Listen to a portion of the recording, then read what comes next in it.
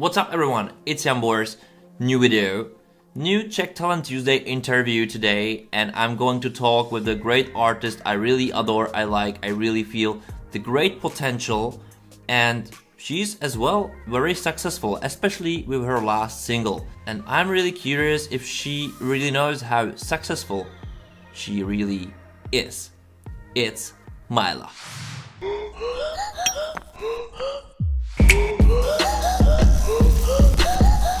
Hey Maella, I'm really glad you're here with me and you will be sharing with me today. How are you doing in London? Because you're living in London, aren't you? Yes, I'm in London. It's actually really sunny here today, which is really amazing.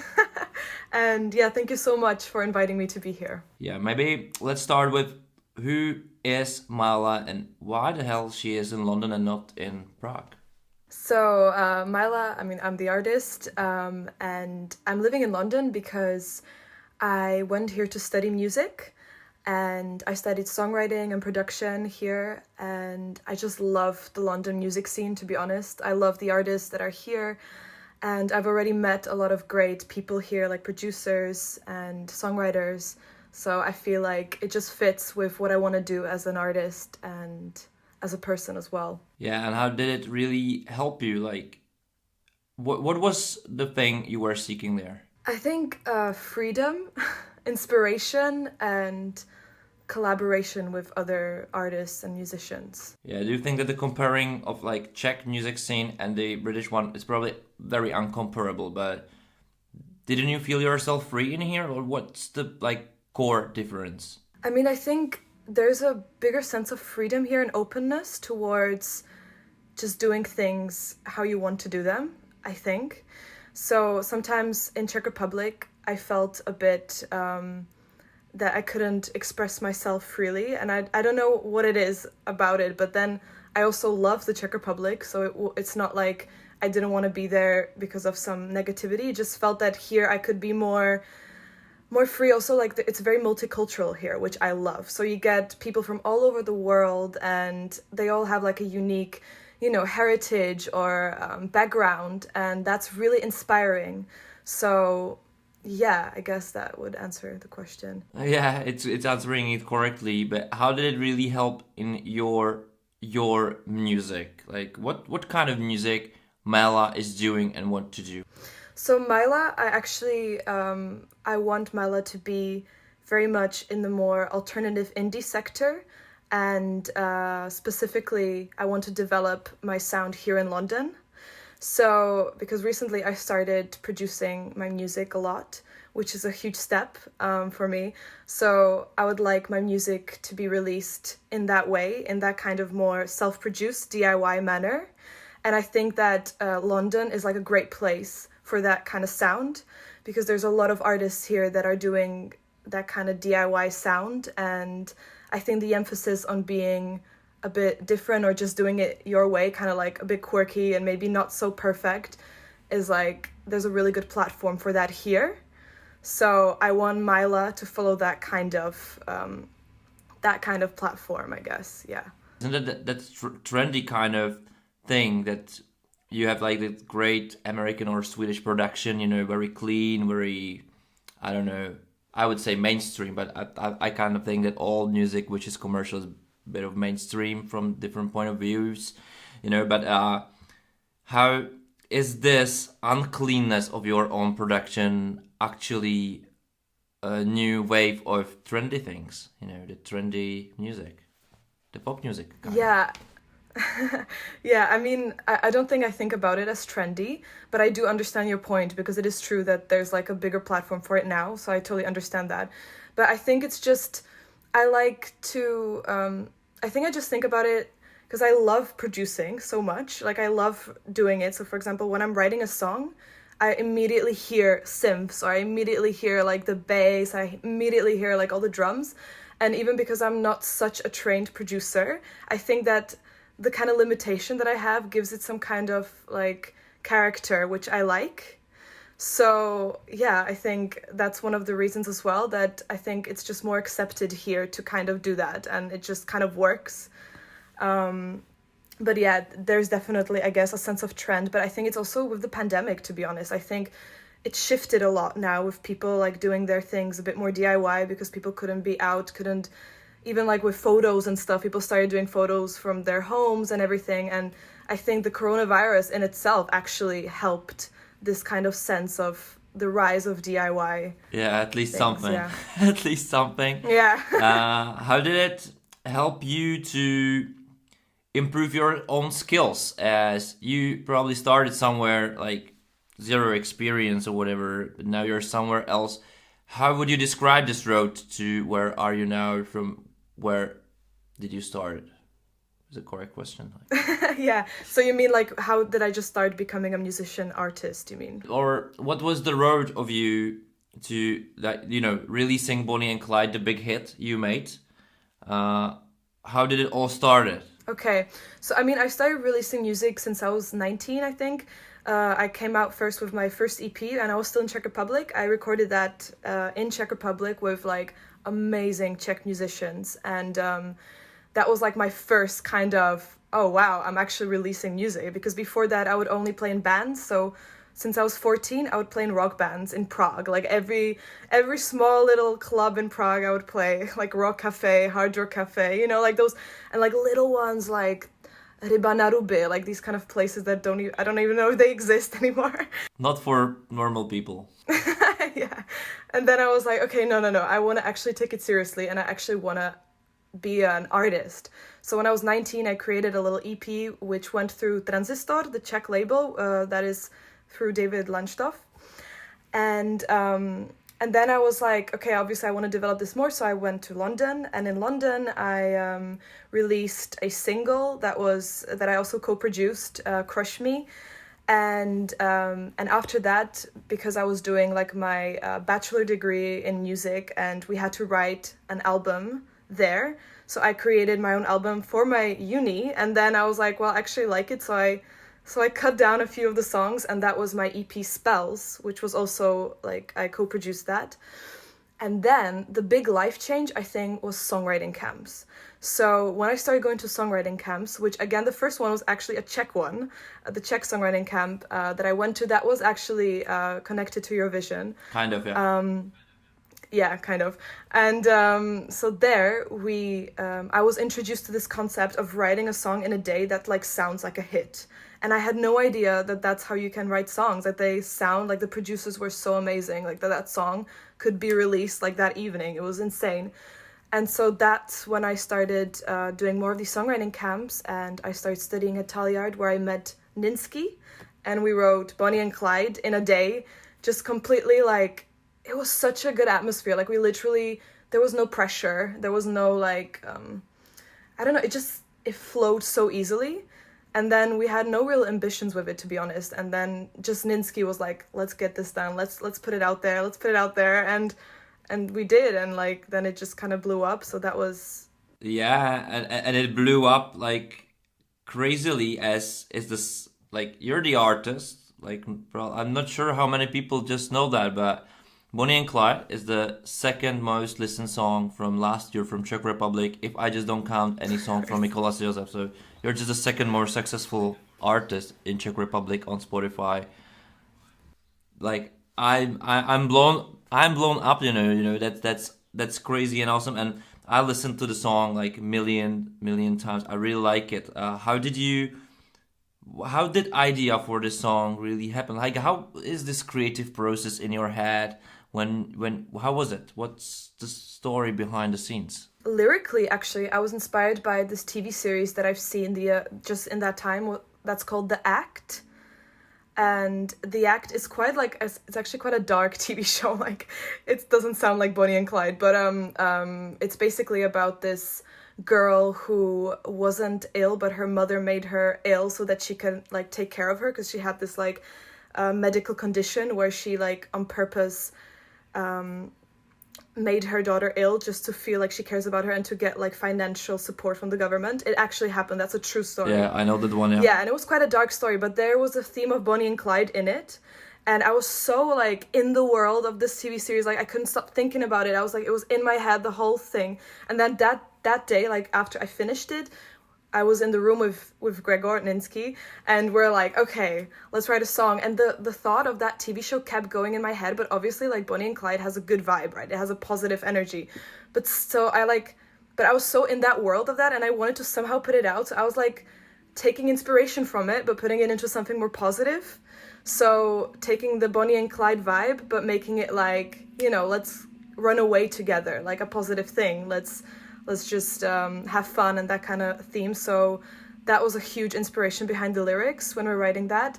And then, I mean, it was just like Gregor would lay down some chords and I was just running through some melodies. And actually the ba-da-ba-ba-da was a mistake. Like I was just singing that for myself, like ba-da-ba-ba-da. And what a good mistake. Oh my God. Yeah. He was like, that's a hook. We need to record that. That's a hook. So yeah. I know you're definitely, or I really hope that you're following the numbers, which is creating. Can you describe like who is your main audience? Like who is Maella's audience? Okay, so Maella, I would say, like you mean specifically like, do you mean like country, or I don't care about the genre. I think like maybe more like the country, which is where is your fan base?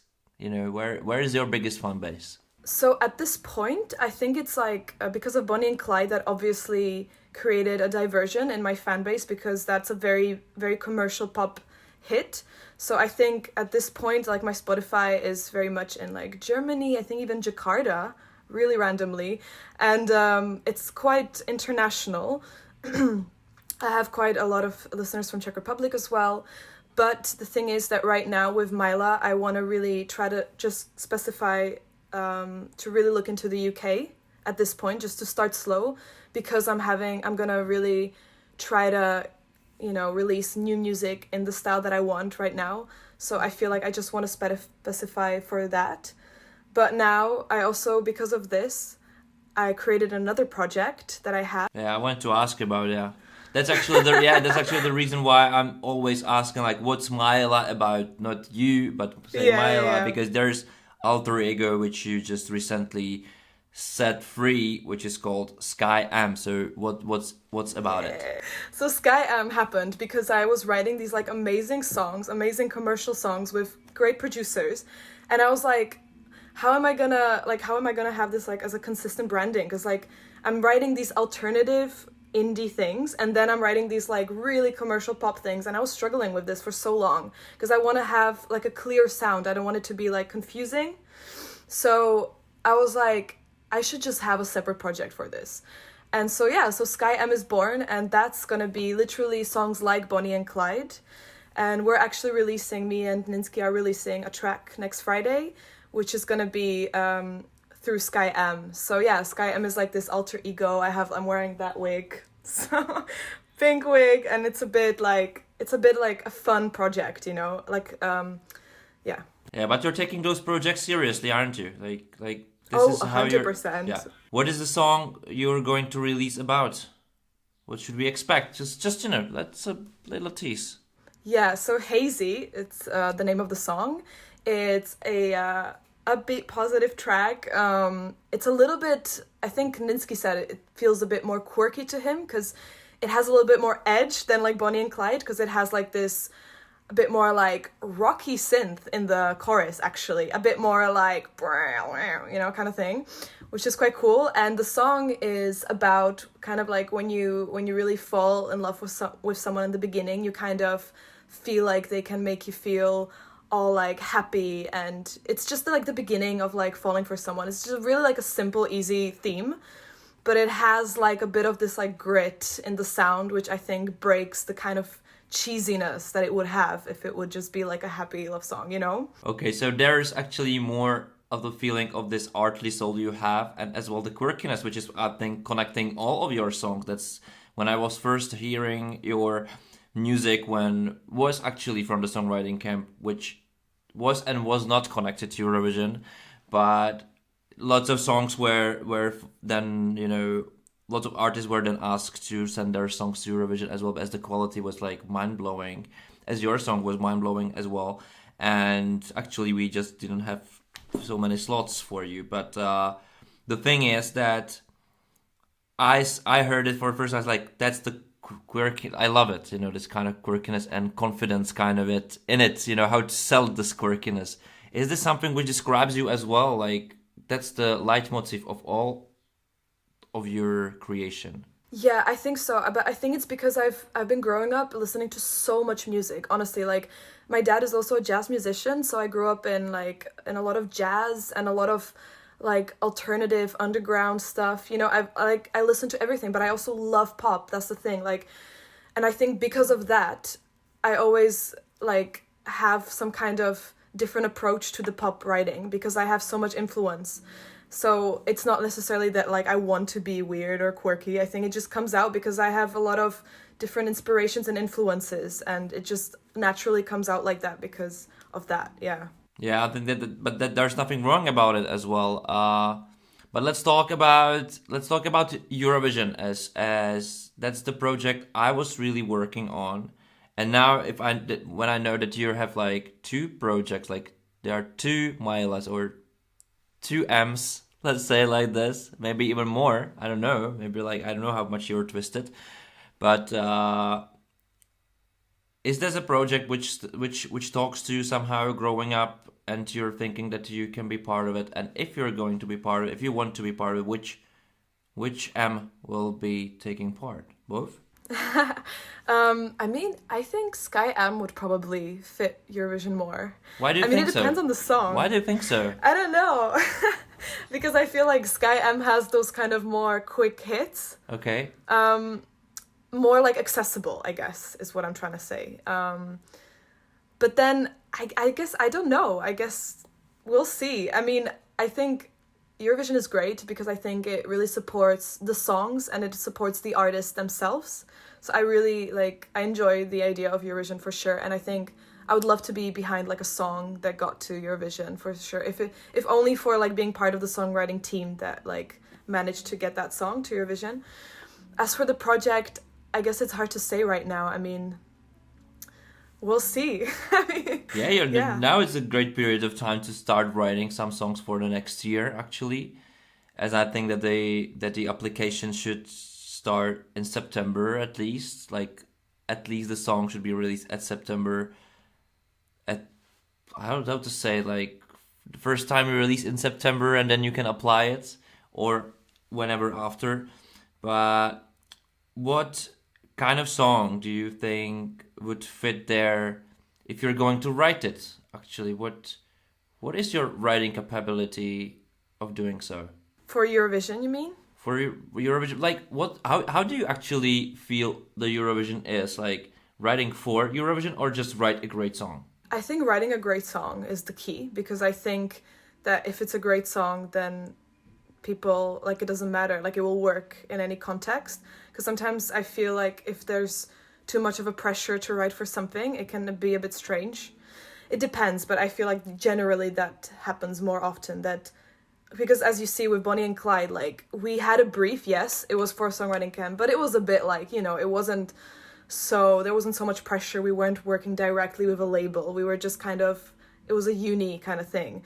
So without the pressure, some magic was in the song. And I think that that's the same for like Eurovision. So I think if I would have to choose a song that I could pitch, I think it would be something that I honestly love and I think sounds good, and see what happens, as opposed to being like, oh, I'm gonna really write and try to get to Eurovision. Yeah. Is there anything else you're actually working on? Some other Maella songs, or you're just focusing now on the Sky M project? So I'm focusing on both at the same time. So I have every day I basically write or work on my music. Right now for Maella, I'm right now working on my future releases. Mm-hmm. So I am working on the production, finishing the demos and finalizing the vocal takes and guitar takes and all that. And then I actually have a release coming up with Maella, which is a collaboration. So before I release all the stuff that I'm actually producing, the self-produced things, I also have a feature, which is going to be sick. It's this EDM track that is a little bit dark and Dark dancey song? Yeah, it's dark and sexy. I love it. It's like an EDM version of what I'm going to release. So that's why I decided to put it under Maella, not Sky M, because I think it, even though it's EDM, it kind of fits with what I'm trying to do. It's a bit more underground, but it's like a dance hit. I love it. Okay, who are you collabing with? What can you tell me? Tell me more. Okay, this is actually really cool because I think people deserve to know this guy. Victor Telagio, he's Czech. He's a Czech producer and he's insane. You should check him out. He's such a great guy, and he found me once on Instagram because I did like a singing video and I sponsored it, and he kept like writing to me like, hey, let's work together. I really like your vocals and stuff. And I was really busy because I was just finishing my master's, so like we kind of never really did the session, but like he persisted and like months later I'm like, let's just have a session, man. And we did that song, and that's the one we're going to be releasing in May, so that's really exciting. Yeah, just one more topic, and I'm really curious about this. I need to really find out this guy. I never heard of it, but that really took me to this question, and that's the power of the social media. Like, honestly, there can be like a downside of it and like big pluses to it, or pros, however you call it, which actually is how easy is to find other artists to like collab, or just new ones, you know. But maybe there's as well the downside that it's too much artist, you know, on the pitch. So how do you feel this is important part of your musician life? I think it's very important. Like, I really like social media, actually. Like, it's true, it can be draining and can be a bit like, but at the same time, I think it is very like great for these opportunities. It's also a great way to showcase yourself, because like, for example, when you're creating your content, like you kind of have to think about what you want to maybe show as an artist, so it kind of like inspires your creativity as well, because like you have to think through maybe what kind of video I want to put up, blah blah. So and yeah, then connecting with people it's great, but I do understand your point, like that there's so many people, it's like overtly saturated, that sometimes it's actually harder at the other end of the spectrum. But no, it has helped me, because like, for example, with Victor, like that's how we got together, because he found me through a sponsored ad. So well, that's awesome. Connected world. I really hope that you will even, you know, penetrate kind of the saturated world, maybe through Eurovision. That would be awesome to have you in the national finals, or just a writer or producer. That would be great. I really like that you're so multi-talented or multi-focused, kind of million projects probably ahead, you know. I'm a big fan of yours, and I'm really, really glad that you take part in this show, and I was able, you know, to show your personality to others, as I'm just smiling all the way through this interview, and that's the best possible start of the day. Anyway, thank you very much. Woo! Thank you so much. It was also really nice to meet you like this, finally. Thank you. Okay guys, and that was Maella. I really hope that you liked her answers, you liked my questions, you like her as an artist, you enjoy her as an artist, and you will focus on her music more. I really hope you will just start following her if you don't do already, and just, you know, give her really nice feedback, as I think if we want artists like her at Eurovision, we need to motivate them as well, and you're the part of the motivation, so you can help her out to decide if you're gonna write for Eurovision, or, you know, send a song for Eurovision. Just, you know, share a bit.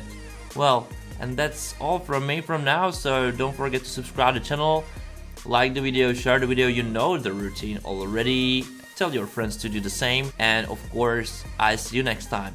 Thank you for watching.